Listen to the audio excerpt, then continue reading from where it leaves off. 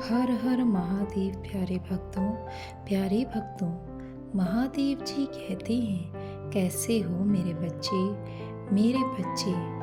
आज मैं तुम्हें ऐसी चीज़ देने आई हूँ जिसके लिए तुम कब से तरस रहे थे। आज माता तुमसे बहुत सी बातें करने आई हैं। मेरे बच्चे, अगर तुम अपनी माता से प्रेम करते हो तो कमेंट में जय माता दी, ओम नमः शिवाय अवश्य लिखना। मेरे बच्चे, अब वक्त आ गया है मुझे पहचानने का, मेरे इस रूप को पहचानने का, क्योंकि मैं तुम्हें बहुत प्रेम करती हूँ और मैं तुम्हें किसी भी भ्रम में नहीं रखना चाहती हूँ। तुम बहुत ही भाग्यशाली हो मेरे बच्चे, जो मेरे असली रूप को देख पाओगे। मेरा प्रेम तुम्हारे जीवन को हर भय से मुक्त करेगा। मेरे असली रूप के आज दर्शन होंगे। मेरे बच्चे, मैं यह जानती हूँ तुम्हें मेरे इस रूप से डर लग सकता है। मेरा रूप हमेशा क्रोध दिखाता है, पर यह नहीं है मेरे बच्चे। यदि तुम्हें मेरे इस रूप से डर लगता है तो तुम मुझे प्रेम कैसे कर सकते हो। इस डर का प्रेम से कोई संबंध नहीं हो सकता है। मेरे प्रेम पर केवल उसका अधिकार है जो मेरे समक्ष वह कर मुझे समझना है। इसको मेरे इस प्रेम का अधिकार है। मेरे बच्चे, एक समय में मेरा प्रेम अत्यधिक बढ़ गया था, तब मैंने यह रूप धारण किया। मैं तुम्हारी पार्वती माई हूँ। मेरे बच्चे, अपने अंदर से डर को निकाल कर मुझे प्रेम करो, क्योंकि तुम्हें मेरे रूप से भले ही डर लगता हो, परंतु मेरे हृदय तो वही है पार्वती, जो कि बहुत ही ज़्यादा कोमल है, जो अपने बच्चों से बहुत प्रेम करती हैं। इसीलिए तुम आज से, बल्कि अभी से डरना छोड़ दो। किसी भी कार्य की चिंता तुम्हें नहीं करनी है, ना ही भविष्य की यह सोच कर के आगे क्या होगा। बस तुम्हें अपने आप पर ध्यान देना है। जो कार्य कर रहे हो वह कार्य शुद्ध मन से किए होने चाहिए। तुम्हारे मन को धोना इतना ही आवश्यक है जितना कि तुम्हारे तन को शुद्ध करना। जी तरह तुम्हें प्रतिदिन साफ और शुद्ध कपड़े पहनने से एक ऊर्जा प्राप्त होती है और तुम्हें तरोताज़ा रखती है। इस प्रकार तुम्हारी अंदर की शुद्धता तो बहुत ही ज़रूरी है।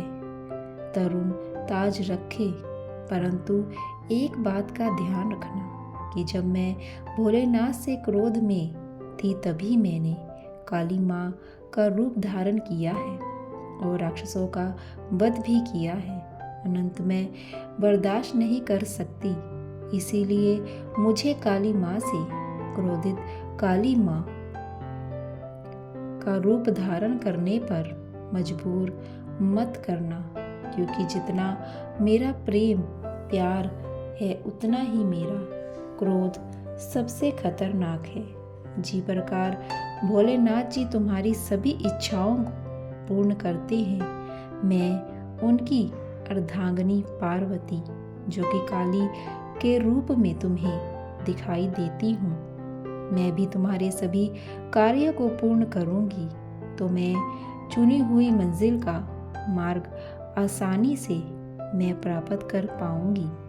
मेरे बच्चे, क्योंकि किसी भी मंजिल का यदि मार्ग तुम्हें प्राप्त हो जाए तो मंजिल मिलना बहुत ही आसान होता है। वास्तव में अपनी ताकत से मेहनत करनी होगी और एकाग्र माँ से उसे कार्य को करना होगा।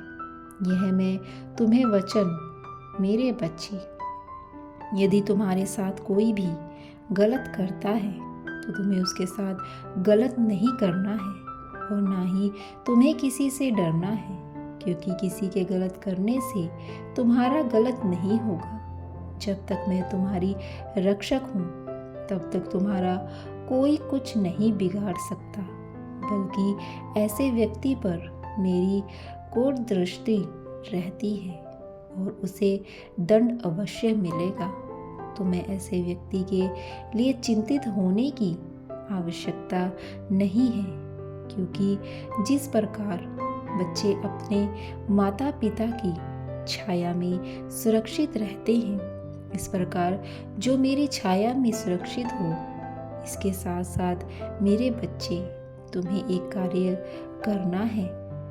तुम प्रतिदिन जब सुबह उठते हो तो जितनी जल्दी हो सके तुम सभी कार्य से निर्मित होकर, स्वच्छ होकर, जो उसके पश्चात जितनी बार हो सके उतनी बार ओम नमः शिवाय मंत्र का उच्चारण करो।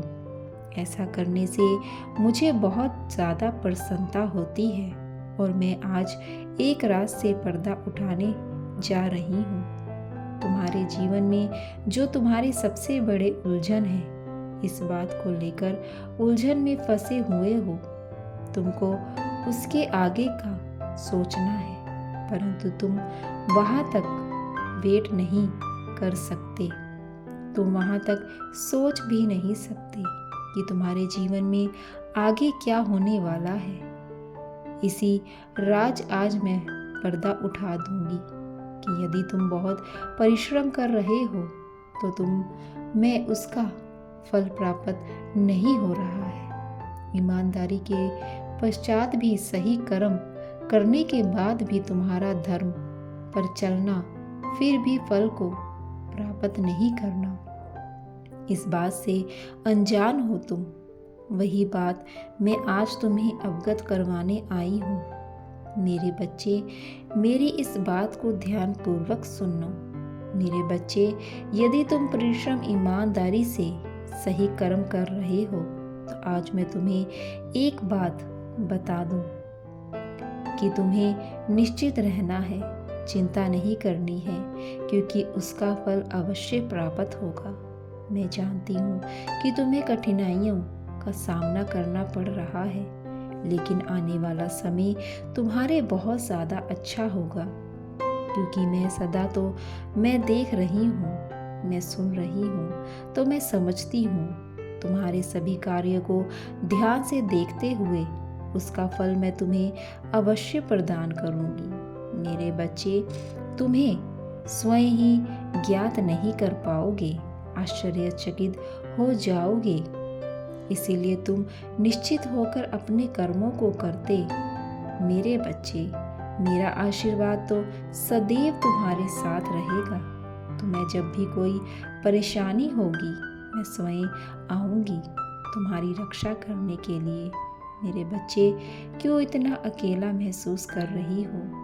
मैं सब देख रही हूँ। जिन लोगों के साथ तुमने हमेशा अच्छा किया, हमेशा उनका अच्छा सोचा, वह लोग हमेशा तुम्हें परेशान करते रहे, उन सभी लोगों को भूल गए, आज तुम्हारा अपमान करते हैं। मेरे बच्चे, तुम ऐसे ही हो।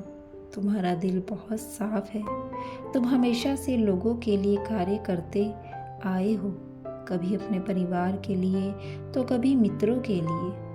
तुमने हमेशा सबका भला सोचा है, इसीलिए तुम सबसे अलग हो और मैं इसीलिए तुम्हें बहुत प्रेम करती हूँ। और तुम सबसे खास हो, क्योंकि तुम कभी बदले नहीं। मेरे दिल में तुम्हारी अलग जगह है। मैं तुमसे प्रेम करती हूँ, क्योंकि तुम हमेशा दूसरों के भले में सोने वाले हो। तुम बचपन से लेकर आज तक बहुत कुछ देखा है और सहा है, पर तुमने कभी हार नहीं मानी। मेरे बच्चे, तुमने हमेशा लोगों को बहुत ज़्यादा आगे बढ़ने की प्रेरणा दी है। तुम्हारी बुराई की लोगों ने, फिर भी तुम उन सब से प्रेम करते हो। मुझे बोलते रहे, माँ सबको माफ़ कर देना।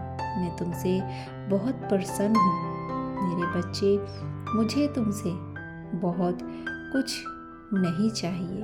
बस तुम इसी तरह से सबका प्रेम पूर्वक ध्यान रखो और सबसे अपना प्रेम बनाए रखो।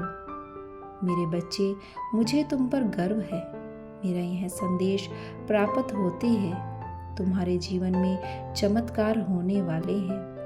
मेरे बच्चे, अब तुम्हें किसी भी बात की चिंता करने की आवश्यकता नहीं है।